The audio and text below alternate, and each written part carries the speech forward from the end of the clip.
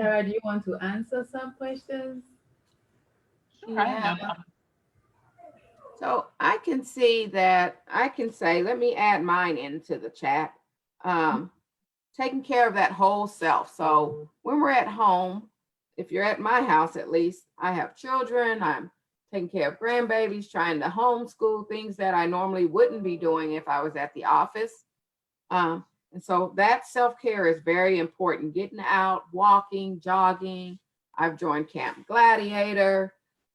I've joined a gym. I'm just trying to really focus on me and not allow everything that's gone on with us over this last year to impact my mental well-being.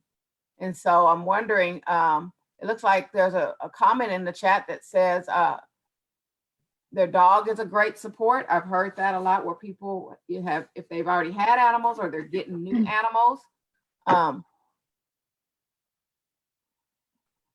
Some people are looking for tools to help to keep, and maintain self-care. It's always good to add things to our toolbox because we don't know how much longer this pandemic will continue to go on and the phases. And it's always good. And sometimes in the field that we work in, we utilize the tools that we use for ourselves for helping the families, children, youth, adults that we may be working with in the community as well. So that's always great to have things in our toolbox that we can pull out, if not only for ourselves, but for others as well.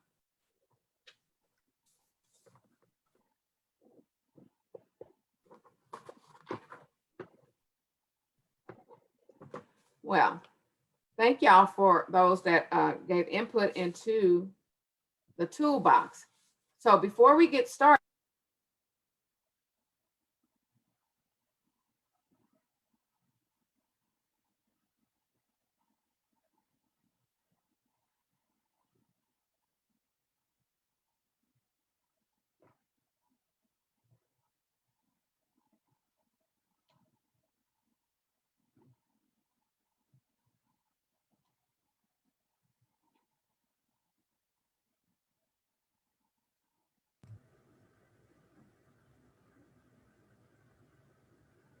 Okay. Can you guys, I apologize for this. Sonia has froze. So I'm not sure where she was in introductions. She will be right back. And Okay. while we wait for Sanya to come on, I believe I can take this away whilst we wait for her. How's your day going, Sarah? My day is going very well. Thank you very much. I hopefully it's a beautiful day. You know, it's just an early start. It was really windy and a little gloomy outside this morning. But yeah, I'm looking forward to the afternoon and this evening. So it'll be nice. Is that Michelle's picture I see behind you? It is. Nice. She's my spirit animal. Interesting. Well, Or spirit human. Your spirit human, yes, more like it. And that's Obama, of course. Yes. And then Ruth. Oh, yes, I can see her now. So, what got you interested in this topic? What brought me interested into this topic was my own personal experience. I thought it would be good for others to hear someone in their community that is open and honest and candid and able to discuss it from a professional standpoint as well as a personal standpoint. And is this something that you've been doing for a long time? Yeah, well, I've been in the field since 2003, and I've been in, excuse me, my allergies, guys. I have been in recovery for 17 years now. October 15th, 2003 is my sober birthday. I'm a grateful recovering addict. my experience with mental health started when I was diagnosed around 1994, 95 with depression and obsessive compulsive disorder and anxiety, which is kind of all intertwined as almost like a symptom of the OCD.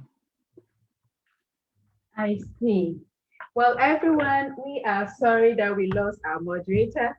My name is Lady Jane. I am in the background working some magic, but I will get us all started right now. Thank you, Sarah, for Thank you. See you soon. handling this so graciously.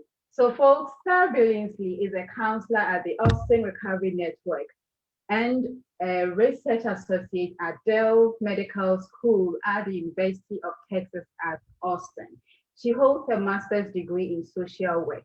Now, if you all join me, welcome Sarah, and we will take a listen to her presentation. Thank you so much, Sarah.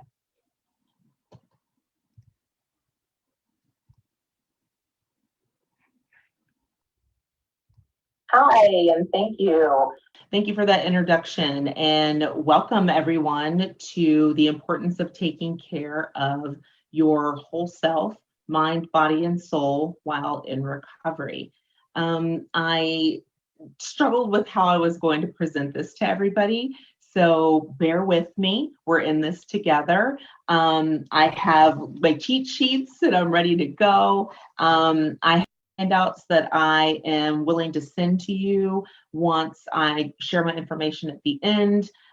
Feel free to take that down, reach out, and then I will send it to you. I didn't want to have to fuss with it during the presentation. So, excuse me. Also, for those of you that are familiar with Zoom, there's an opportunity for me to show a video panel where I can see myself as well as you all.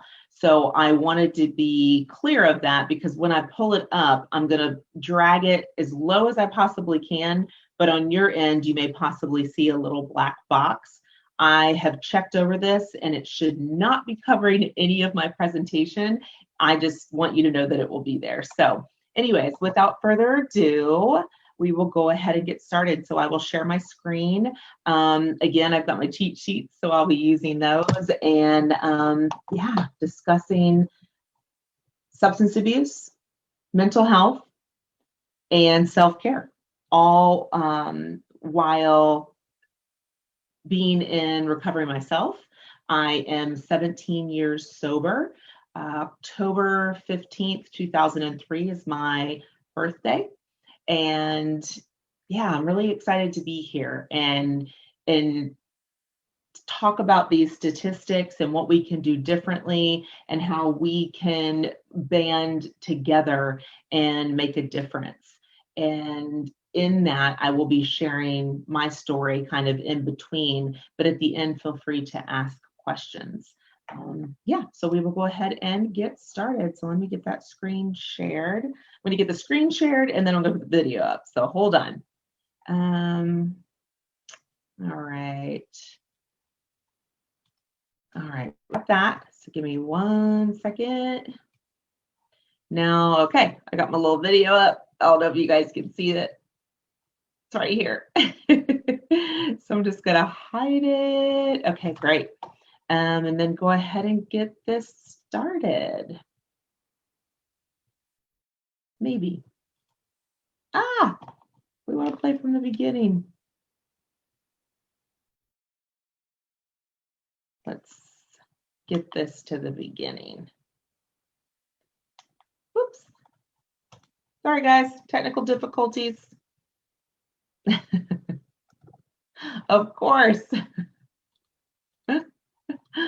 Oh my gosh. Okay, let's try this again. Perfect. Okay, so let's go ahead and get this presentation started. Again, welcome. So glad to be here. Glad you decided to join me on this journey today.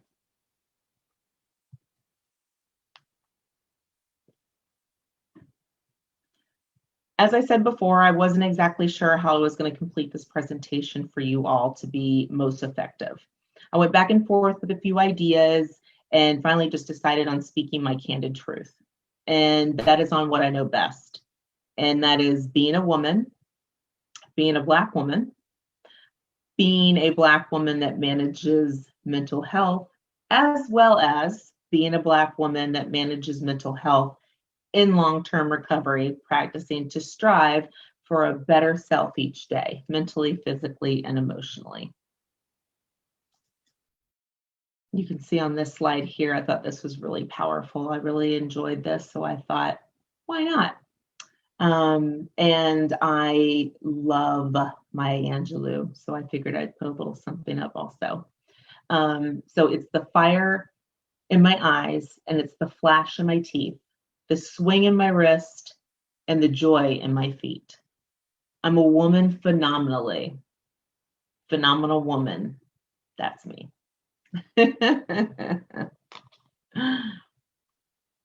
Okay.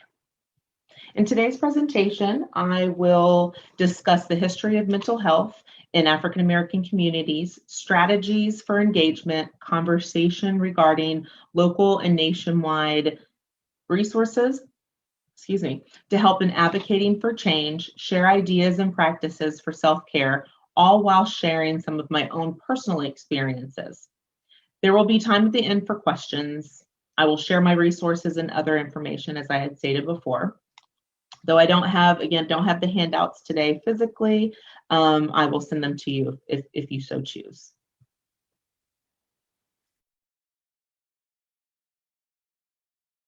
So let's go ahead and get started. Ethnicity and Health in America series, substance abuse and addiction in the African American communities.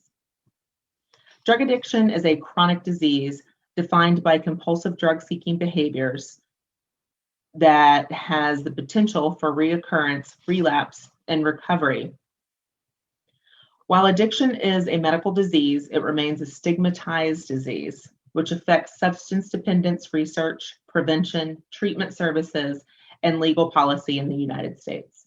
In 2015, almost a quarter of adolescents and adults in the United States, 66 million Americans, reported binge drinking within the past month.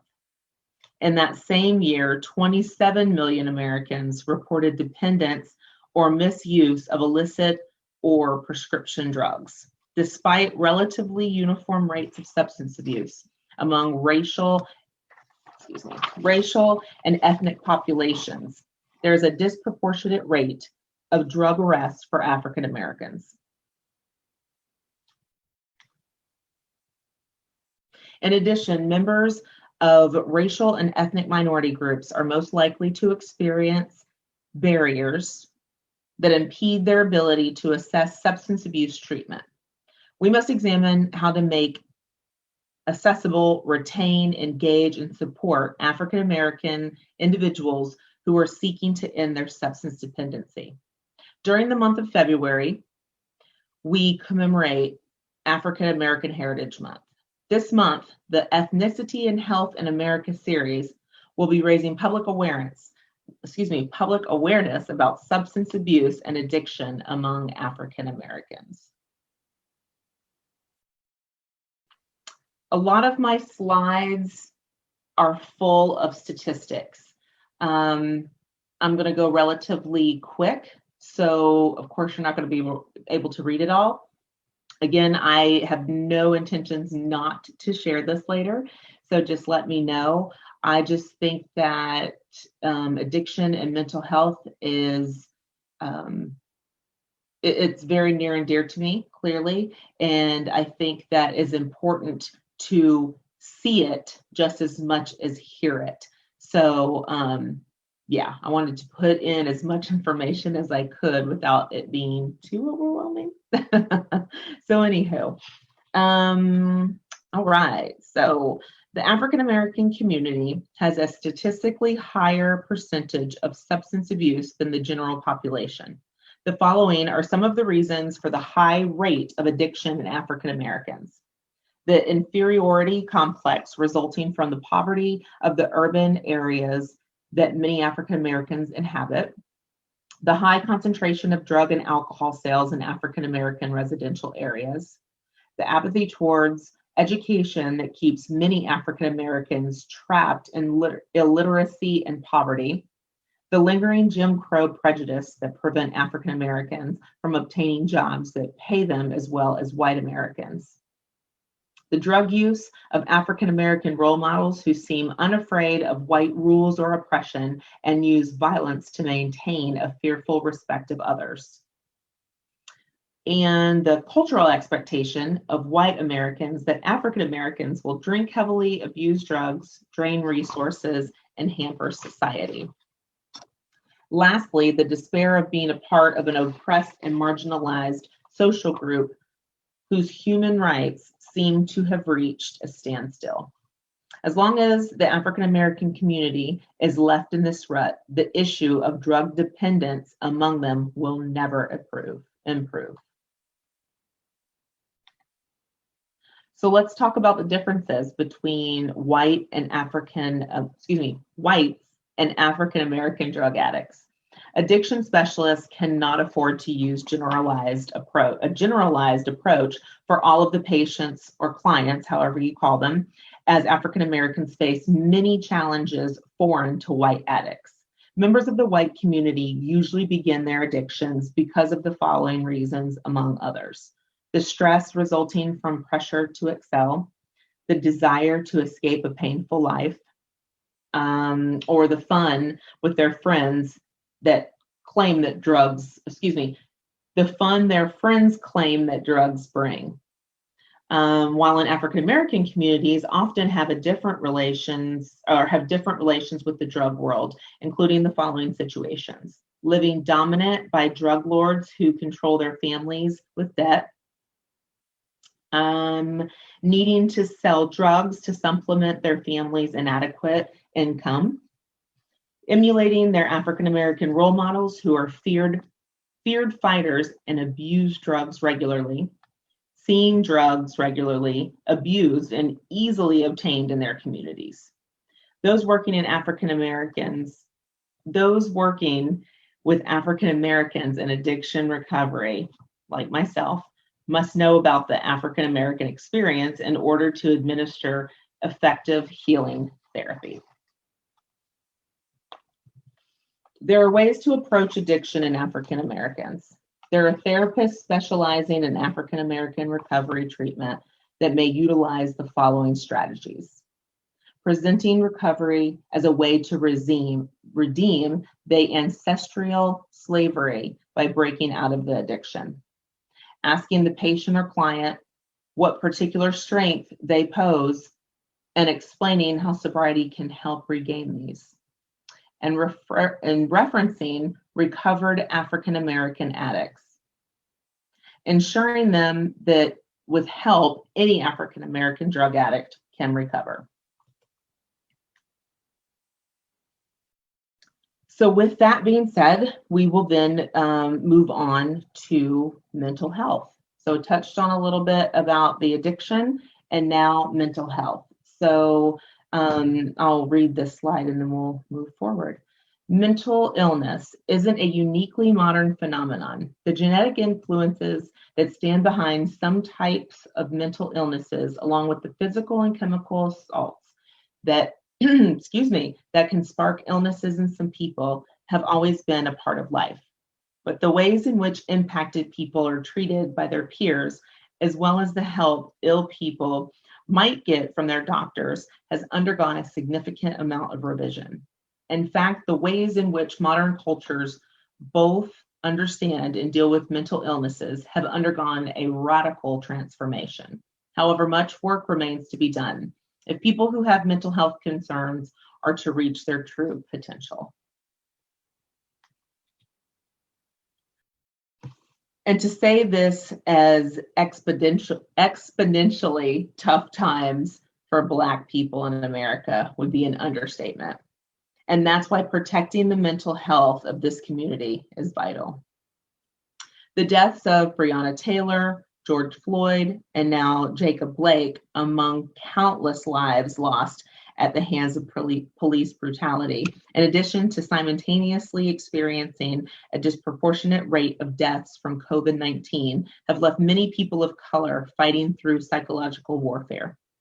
During this mental health state of emergency, Black communities are not only protesting, but many are also looking for ways to find peace. In recent times, attitudes towards mental health issues appear to be changing. Negative attitudes and stigma associated with mental health have reduced, and there has been growing acceptance towards mental health issues and support for people with them. Despite this shift in attitude, the idea of mental health awareness campaign is not a recent one. In the late 1940s, the first National Mental Health Awareness Week was launched in the United States. During the 1960s, this annual weekly campaign was upgraded to a monthly one, with May being the designated month. During this month, National Health America, the main organization which sponsors this event, run a number of activities which are often based on a theme. And in 2010, the theme was Live Your Life Well. Live Your Life Well encourage people to take responsibility for the prevention of mental health issues during the times of personal challenges and stress. Many mental health problems can be avoided by taking positive lifestyle changes and choices in how we act and think before they can manifest. To coincide with Mental Health Awareness Month, other mental health campaigns and activities also run during this month. National Children's Mental Health Awareness Day is one such campaign. This event is sponsored by the American Psychological Association, that are known as APA. Other activities have included blogging for mental health and help for people seeking psychological services. As you can see the slide that I have up, Minority Mental Health Month. Mental illness doesn't discriminate by your background or race, but access to care might. You are not alone. NAMI, You Are Not Alone campaign features the lived experiences of people affected by mental health to fight stigma, inspire others, and educate the broader public. Now more than ever, the mental health community must come together and show that no one is ever really alone. The campaign builds connection and increases awareness with the digital tools that make connection possible during a climate of physical distancing. NAMI supports all diverse backgrounds, cultures, and perspectives, reminding everyone that you are not alone. July is Minority Mental Health Awareness Month. Help us spread the word through the awareness, support, and advocacy activities. Share minority mental health awareness information, images, and graphics, hashtag minority mental health, all throughout July and any other month, honestly. America's entire mental health system needs improvement, including when it comes to serving the marginalized communities. Mental health conditions do not discriminate based on race, color, gender, or identity. Anyone can experience the challenges of mental illness regardless of their background. However, background and identity can make access to the mental health treatment much more difficult. National Minority Mental Health Awareness Month was established in 2008 to start changing this.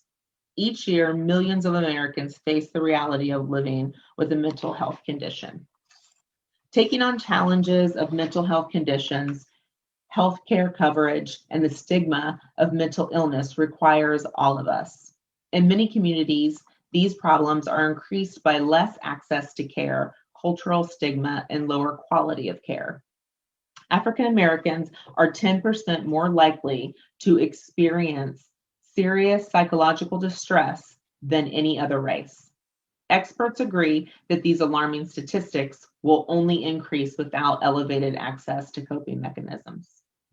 Mental health advocates, like myself, have become guiding lights, leading to the charge and uplifting the spirits of people of color, and have provided best practices for surviving through these triggering, surviving through these triggering times.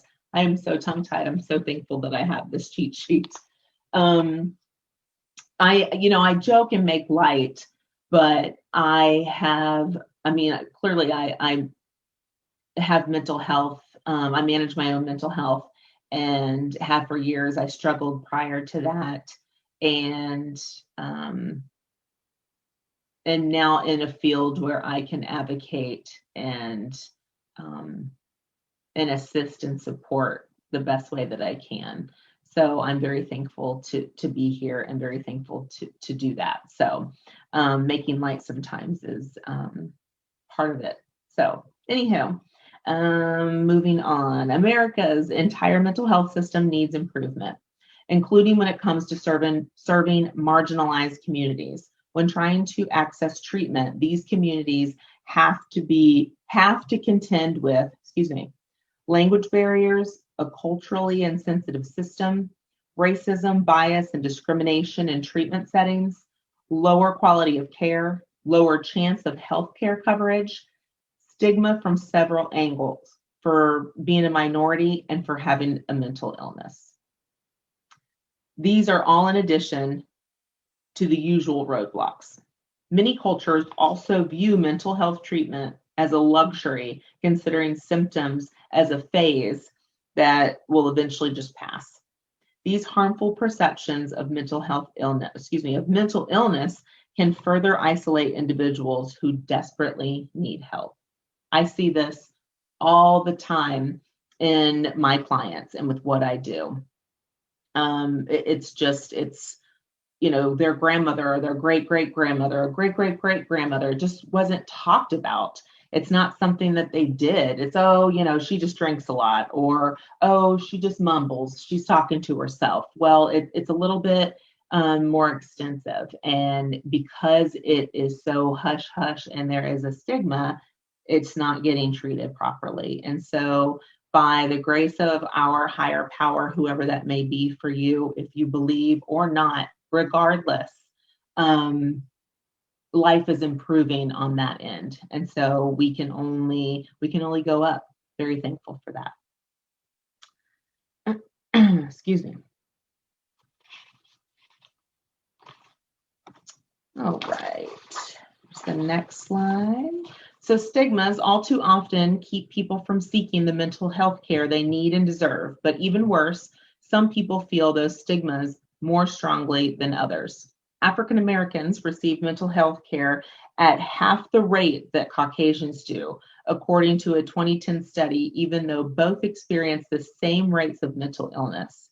Many African Americans are skeptical of mental health professionals, and their skepticism is understandable.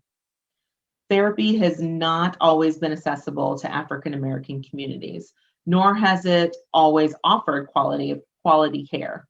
Even more mental health care professionals at times have set themselves against community support networks that many African American clients rely on. A difficult history cannot be denied, but the future looks much different.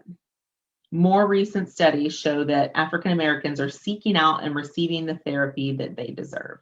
Mental health care is becoming more accessible, and therapists are offering quality mental health care. I will say, and I tell my clients all the time, that Austin is the best place for resources, period. You got to work at it, and you got to stand in line, and you got to make phone calls, and you've got to, do, but it's available for you as long as you take advantage of it and utilize it properly. It's helpful and it's there. Starting conversation about mental health in your community may feel very intimidating, especially if your community views mental illness as a personal fault or weakness. But the more we talk about mental illness, the more normalized it will become. Make sure to stress the importance of a culturally competent provider. These mental health professionals integrate your beliefs and values into treatment.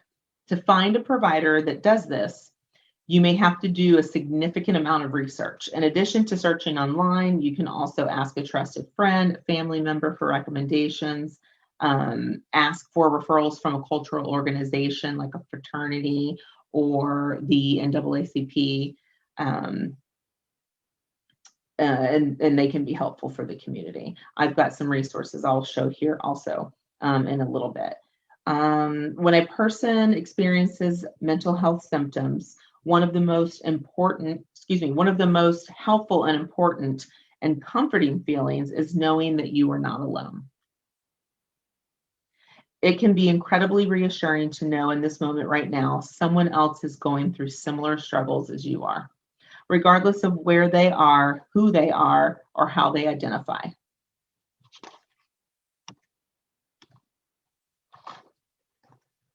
So you can see that I have kind of gone through a few slides. I'll kind of go back a minute. Sorry about that. So let's see. Okay. So as I said earlier, I just want to be able to have this in your face so you can see it and you can actually wrap your head around it a little bit. Seeing is believing. And again, these numbers are from 2019. And though some of them are better, there are still some that are stagnant or worse for that matter, depending on the area that we African Americans, brown people are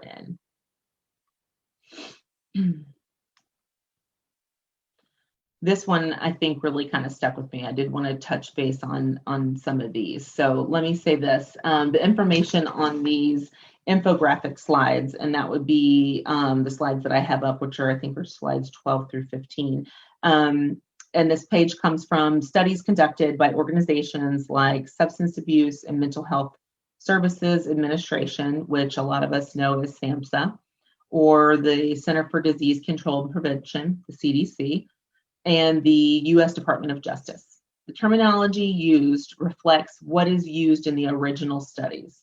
Terms like serious mental illness, or mental health disorders may all seem like they're referring to the same thing, but in fact refer to specific diagnostic groups for that particular study. So I kind of want to put that out there also, and that's why I wanted to touch on some of this ripple effect of mental health. It's so important to get your mental health under control and managed, because it's not only affecting you, but it's affecting those around you. And you could even, for those that may be pregnant that are struggling with mental health, could be also what's the word I'm looking for? The energy and your stress, your baby feels that. So there's that too. The ripple effect of mental health. So I want to say a couple of things. So for yourself, which one stuck out? I wanted to read, people with depression have a 40% higher risk of developing cardiovascular and metabolic diseases than the general population. People with serious mental illnesses are nearly twice as likely to develop these conditions. Family. Caregivers of adults with mental or emotional health issues spend an average of 32 hours a week providing unpaid care. That is insanity. Oh my God, that's just so much. But if we could just get the people that we need to get to the resources and allow them to get them at a legitimate cost and not outrageous, that is going to be effective and meaningful, we can alleviate so much. Community. Mood disorders are the most common cause of hospitalization for all people in the U.S. under age 45, and that's after excluding hospitalization related to pregnancy and birth. That is incredible. I mean, people, I could talk to people, I could talk to you guys for days about this.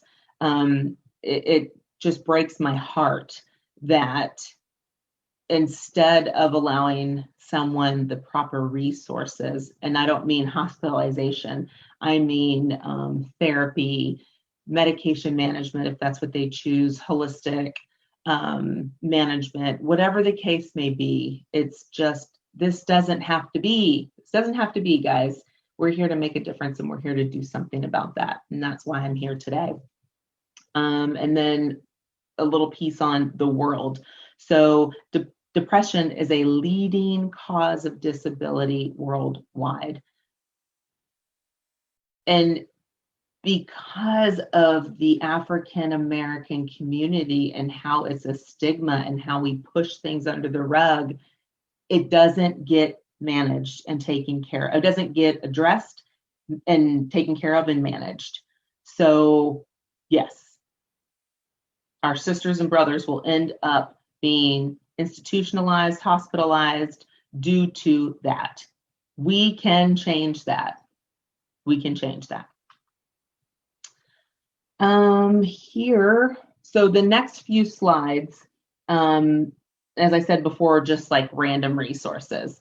This one specifically talks about stressors on diverse ethnic racial groups, racism, discrimination, violence, poverty. Mental health disparities factors. Members of the ethnic and racial minority groups in the United States face a social and economic environment of inequality that includes a greater exposure to racism, discrimination, violence, and poverty, all of which that take a toll on mental health. So it's just like this crazy cycle.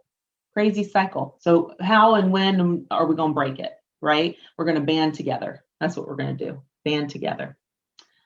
The health crisis. So in 2018, for the first time in history of such research, the rate of suicide for Black children between the ages of 5 and 12 has exceeded that of white children, and more than a third of elementary school age suicide involved Black children. That is disgusting and should not be. It is up to us to teach and lead the next generation, and to do better and to be better. And I mean, a 5-year-old committing suicide is unfathomable. You know what I mean? It's hard for me to believe. It breaks my heart. And that's kind of what, again, I wanted to put it on here. Seeing is believing. When I saw that, it just like hit me. And so I wanted to make an impact with that. So the next piece is the representation matters. Only 6.2% of psychologists, 5.6% of advanced practice psychiatric nurses, 12.6% of social workers like myself, and 21.3% of psychiatrists are members of minority groups.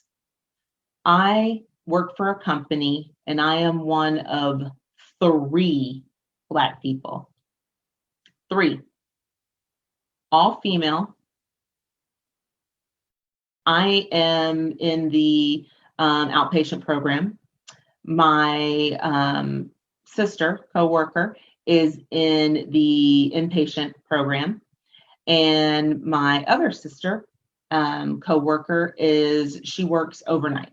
So none of us ever see one another. So technically, we feel as if we stand alone, and that's not how it should be. And so I am very active in our diversity, inclusion, and equity, diversion, equity, and inclusion committee, which we just recently changed the name to the Equity Task Force, because equity includes all of that, equality and diversity, and we're at task. We're trying to go to task and be forceful and make a difference and change our community and change our place of business and open our arms physically and virtually so that people know that we're there. and we're with them.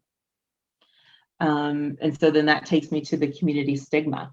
In research studies, Black people have indicated that mild depression or anxiety would be viewed as crazy in their social circles.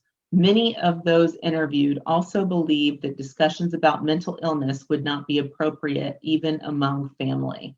I deal with it all the time. And I'm sure you all have probably dealt with it in your place of business personally, professionally, of course.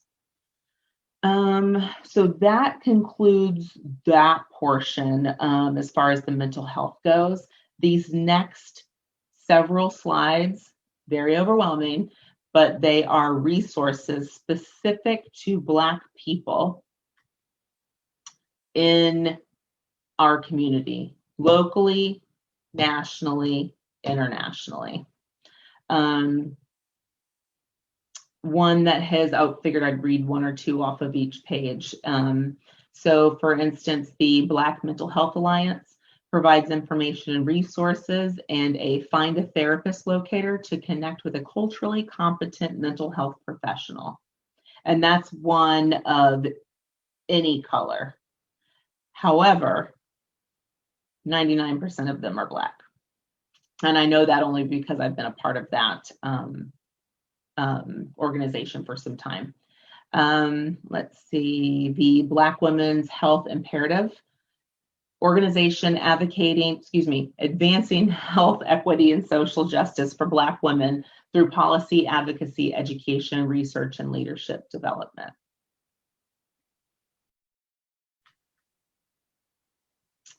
Here's another that stuck with me, Brother, You're on My Mind.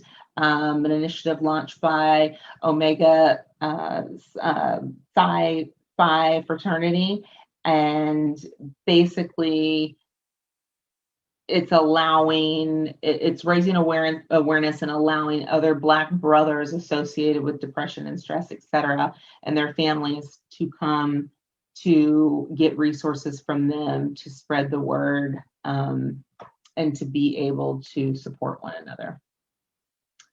Melanin and Mental Health connects individuals with culturally competent clinicians committed to serving mental health needs of Black and Latino Hispanic communities, promotes growth and healing of diverse communities through its website, online directories, and events. This one here, I liked all of them, but one specifically was the POC, Person of Color, online classroom. So it contains readings of importance of self-care, mental health care, and healing for people of color and within activist movements. So it's literally just multiple classrooms and classes and courses and resources. It's something that when we're going to go into self-care, this next piece, it's something that you could, part of self-care is reading, right? So it could be something that you choose to do while working on your self-care. At the same time, you can retain information that you can later utilize in that cycle that you're breaking, right? So Black Mental Health Resources, Black Therapist Rocks. Love that website. I just came upon it in the last few months, and I think it's incredible. It's literally like a Black person directory, therapist directory. It's great. Really like it. You can put in what you're looking for and it will narrow it down for you. For those that aren't familiar with Psychology Today, it kind of reminds me of that a little bit.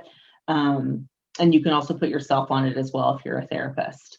And then ThriveWorks, they have specific groups targeted for African Americans due to the increased population here in Austin. I think that's a great resource. And the Hogg Foundation for Mental Health. I do some research studies. I work as a research associate with the University of Texas Del Med, and I'm familiar with the Hogg Foundation and really really enjoy working with that group of people. It's an incredible foundation organization. So something to look into also, especially for those that are local. Okay, and then treatment directories. So specifically, I wanted to touch on the LGBTQ plus community, the Psychotherapists of Color Directory, and then the National Queer and Trans Therapists of Color Network. The people that I work with are addicted to substances and also manage HIV and AIDS. And so that community is near and dear to my heart, and I just found out about the National Queer and Trans Therapists of Color Network and loved that site, loved it. So so there are those resources to touch on the mental health that we just spoke on, and then the addiction that we spoke on prior. Now we move on to self-care. So food for thought. Prior to the coronavirus pandemic, Black maternal mortality rates had already risen to 4 to 5 times higher than that of white women, according to the CDC. Now, in addition to the disproportionately rising death tolls of Black people due to coronavirus, studies show this could impact the rate even further. There are also several that fear for the future lives of Black children and how they will be viewed in the world. But let's talk about joy. Talk about what's possible for us. Talk about our greatness and our excellence. But also, let's talk about just what it means to reclaim joy and exist as a Black person in this time today. That is our birthright.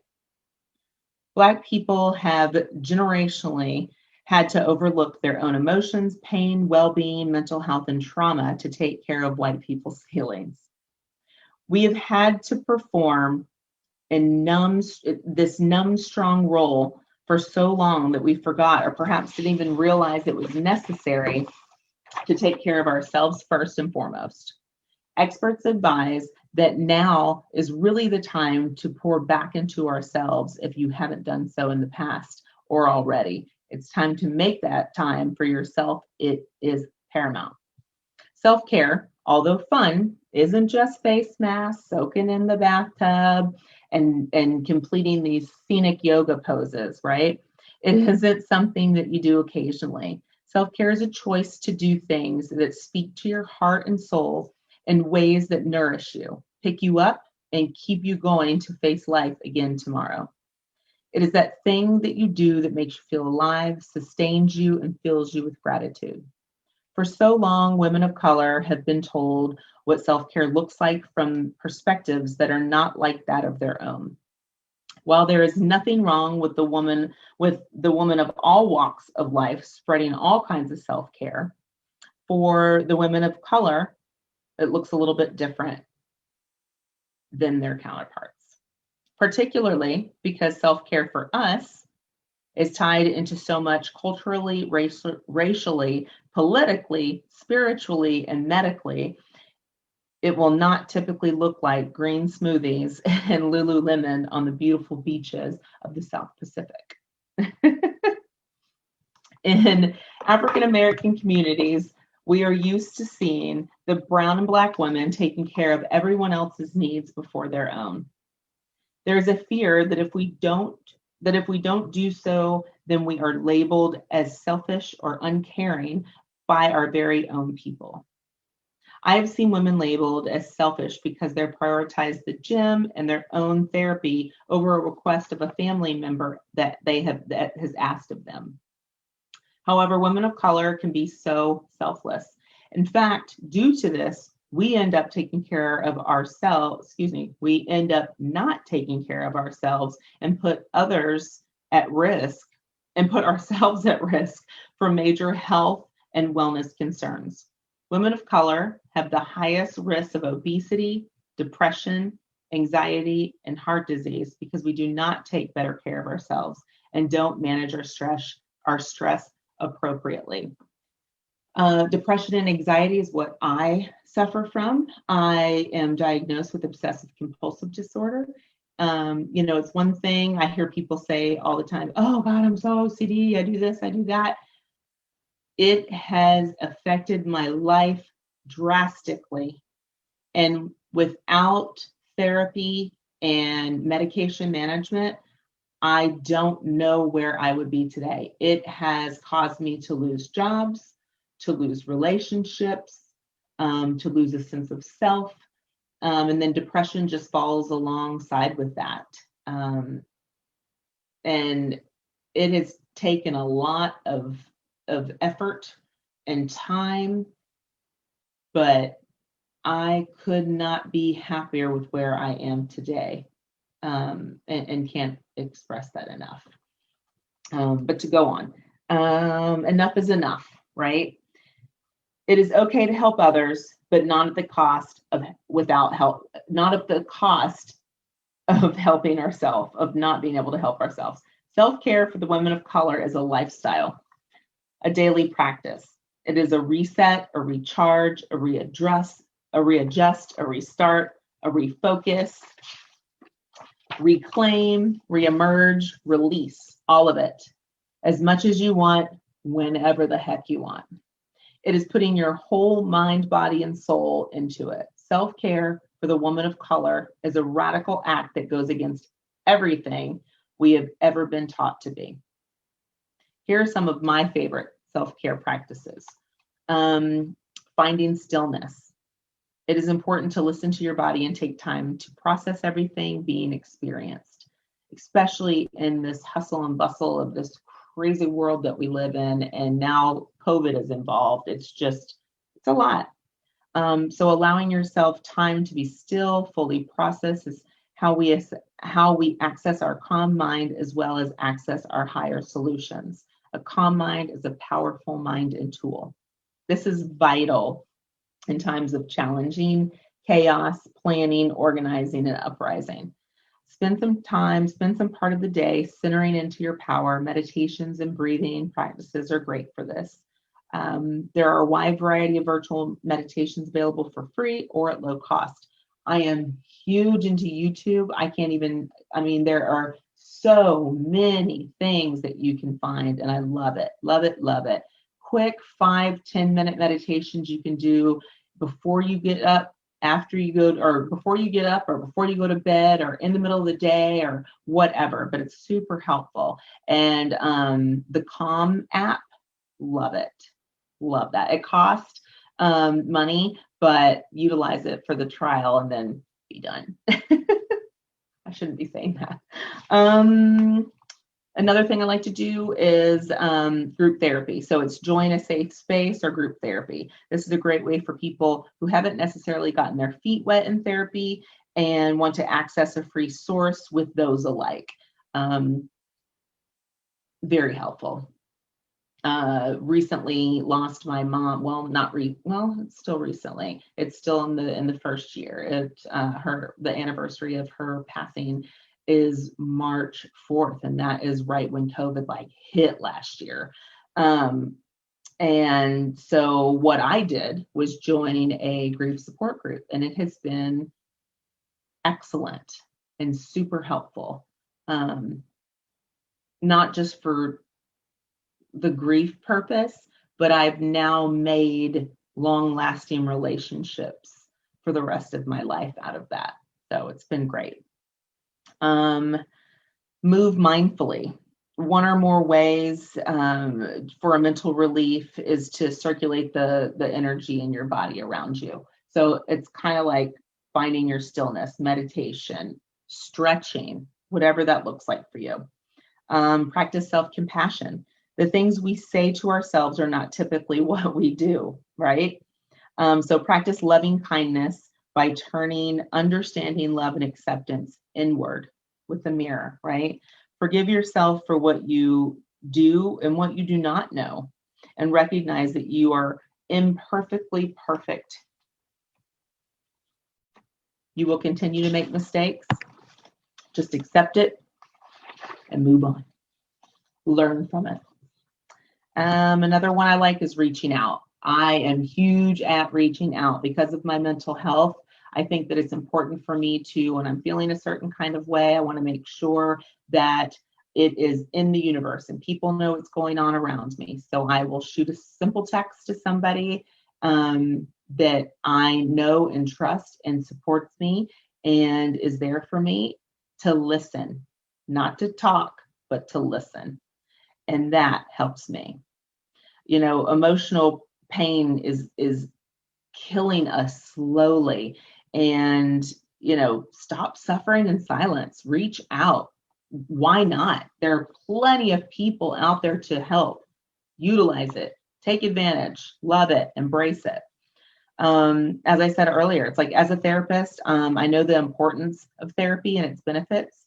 So I have never been afraid of it. That's the first thing I do when I move into a new town is I find a therapist immediately. I do not have to have insurance because I know that I am willing to go at any lengths to get what it is that I need to make sure that I stay sober and that I stay healthy mentally, physically, and emotionally. I'm not perfect, and I have bad days, and I have good days, and I have great days. But without my therapist and medication management, I'm not sure where I would be today. Another one is inhabit your body. So inhabiting the body means that we live within our body, that we are present throughout the whole internal space of our body. It means that we feel that we are made of a consciousness everywhere in our body. So being mindful, right? I think about the senses. So, stop and smell the roses. What does it look like? What is it? What are you hearing from the rose, or like in the wind or something? How does it feel? How does it taste? What is it? My five senses, I already lost it. Sight, hearing, touch. Oh my gosh. Utilizing that taste, feel, and that will literally take you into a different place because your mind is off of whatever it is that you went into it with, right? So that's really helpful. Set boundaries and say no. This is very, very, very difficult for people to do. For sure. Because sometimes it's a friend, sometimes it's a family member, sometimes it's your partner. But we give them power to be toxic and take over our day and our life and drain us and take our energy. So it's for us, we need to learn to cut the cord. You can let the people know that the impact that they have on you, you just can't right now. And you need to love them, but it needs to be from afar. Take the time that you need. It's not forever, but it's for right now. Let's see.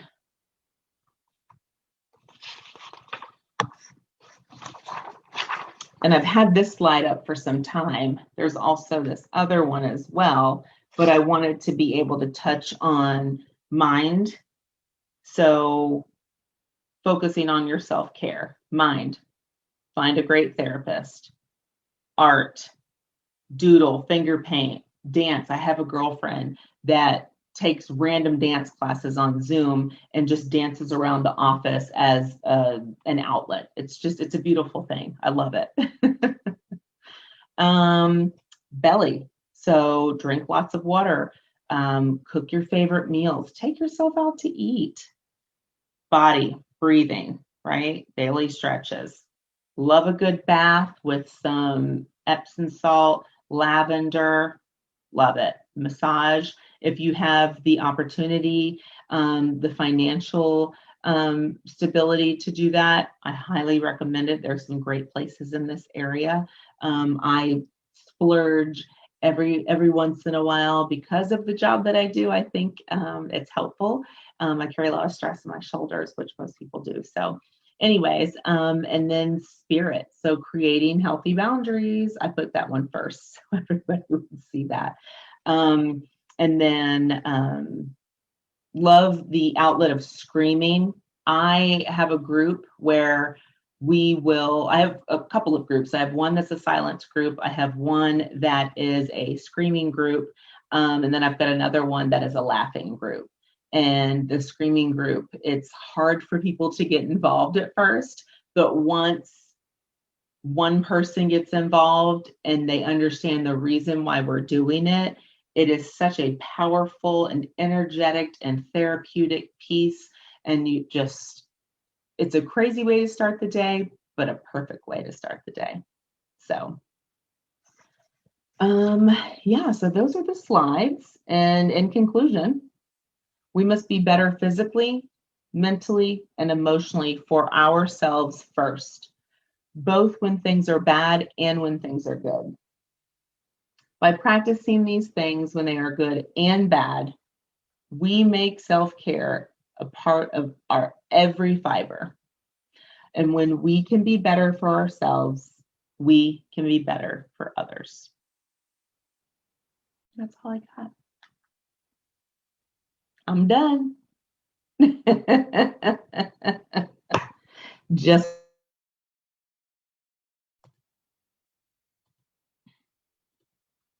question. Hi, Jack. So sorry for my departure early session. So we're going to start our Q&A session. We'll do our best to answer as many questions as possible. If you'd like to speak, you can raise your hand, your virtual hand. You'll be unmuted so you can share. Remember to put any questions for our presenter in the Q&A. Now help me welcome Sarah Billingsley. Our first question is, this is from Charlotte Harkins, and she's like, how can I get a copy of the list of the Black mental health resources? She stated that this was a struggle for her when her son was diagnosed with a mental illness.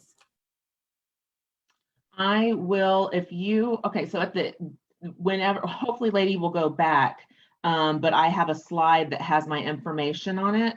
And that way everybody will be able to get it, and you can shoot me an email and I will shoot either the entire presentation or just the resources to you. Or you're more than welcome to put your email in the chat, and I believe I'll be able to get that from someone too. So.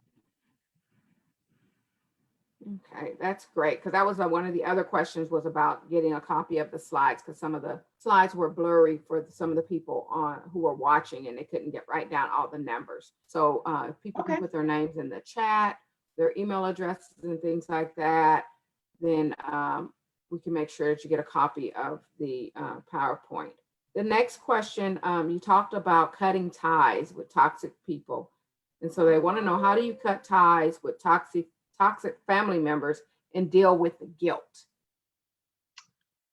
So for me, and I always speak about my own experience, and hopefully that will be helpful.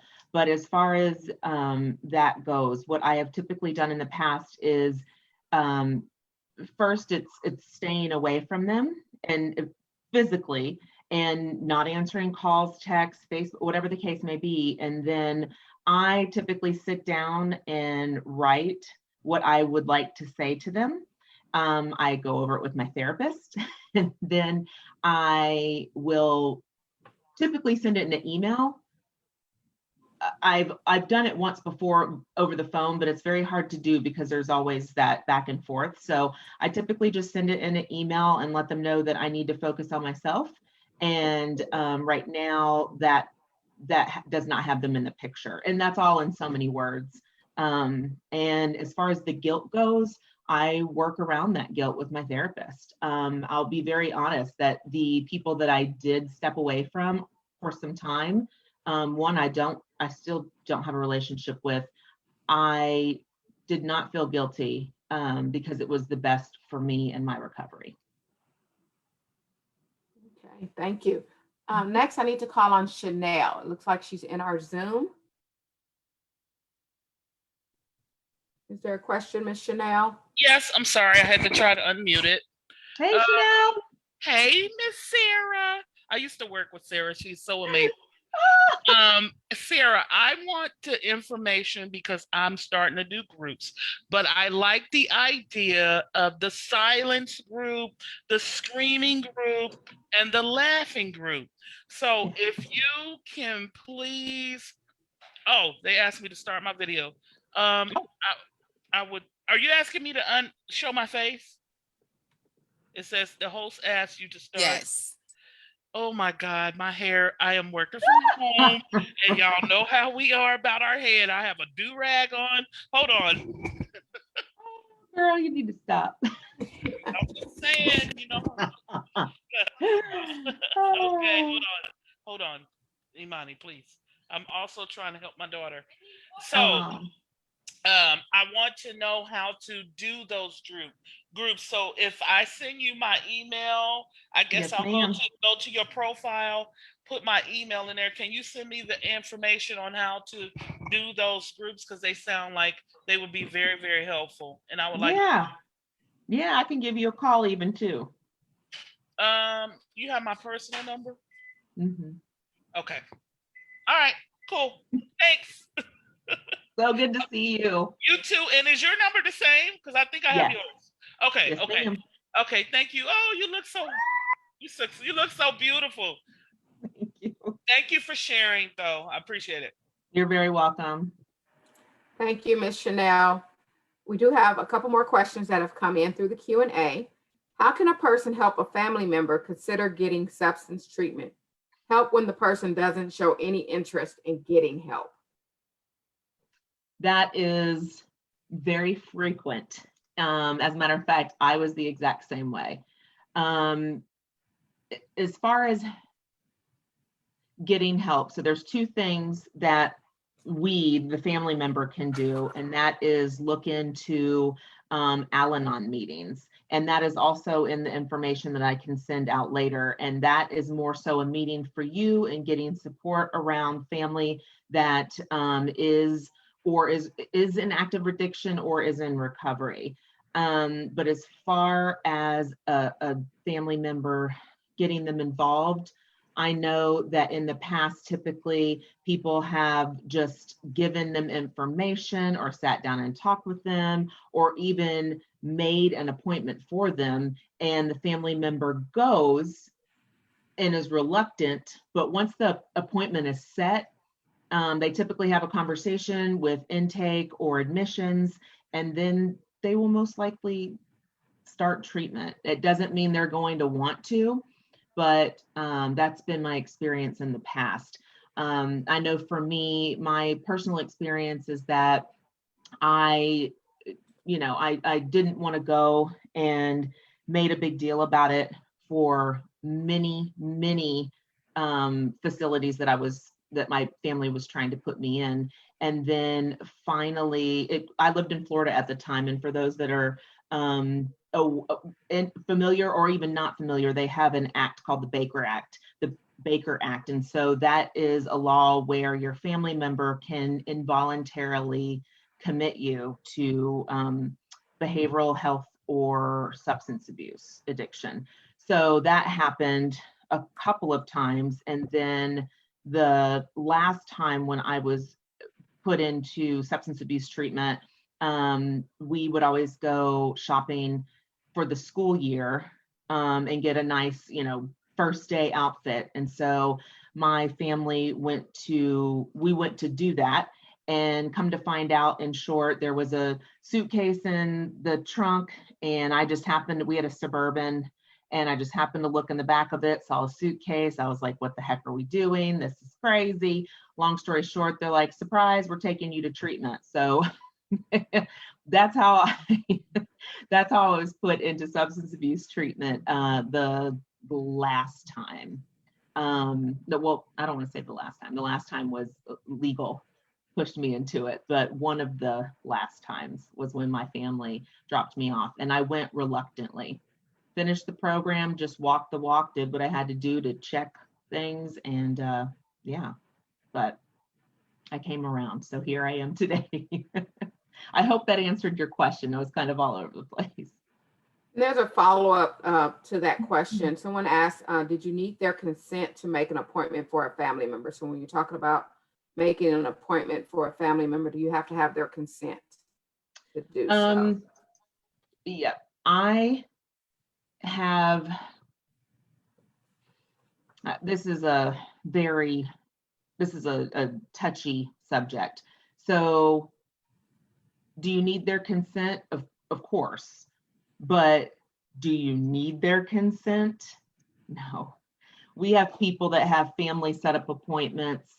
However, the family member will still be present in the room, if that makes sense. It has happened in the past. And then if you were to make the appointment for the family member and they're not comfortable with it, then clearly they won't come. But another thing that one can do is set the appointment, and then prior to that appointment, you can let the family member know, and then they can call and speak with our admissions office. And they do a really, really great job at getting your loved one into treatment. I can't speak on other treatment facilities, but I can speak on ours. Okay. And then another question, it says, being a part of the task force for your employer, does this group do active recruitment for African-American employees? And then what are you guys doing to change the landscape from within? Right now it's slow and steady.